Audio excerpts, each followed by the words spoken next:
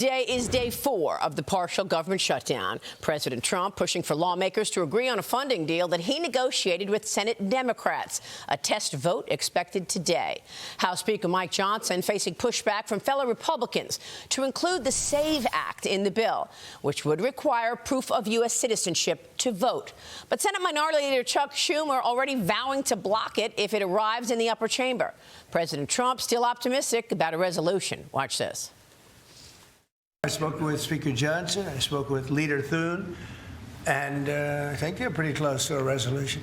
You know, we were at 5.6% GDP, and we lost 1.5 points because of the 42-day shutdown. Think of that. We would have been at 7. Nobody ever saw a number like 7. But we're doing well. We're going right through it. But I will say that I spoke with Senator Schumer numerous times, and I don't think they want to see a shutdown either. The disagreement on Capitol Hill also upending economic data, the Labor Department delaying Friday's January jobs report as many federal workers remain out of work until the government reopens the doors. And the GOP majority is getting slimmer as new Texas special election winner, Democrat Christian Menifee, is sworn in. Republicans can now only afford to lose 1 vote to pass bills going forward.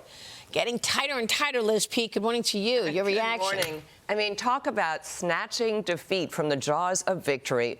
Let's face it, Mike Johnson has done an incredible good job on getting the budget resolution this far forward. When was the last time we didn't have a continuing resolution to keep the government funded, right? So he has done a magnificent job in getting the budget together. And now we have some knuckleheads in Congress, the conservatives, who want to lob the SAVE Act, which they know not a single Democrat is going to vote for, into the midst of this bill. Maria, whatever happened to the idea that we'd have another reconciliation bill? This belongs in the reconciliation bill. Okay. Make it something which can pass with a simple majority, because the Democrats hate this bill. It's not just voter integrity. It's not just voter ID, which, by the way, 84% of the country agrees with.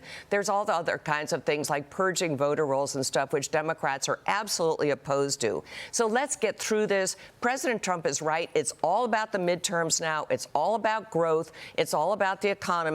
To screw this up with this fight over the SAVE bill, I think, is unconscionable.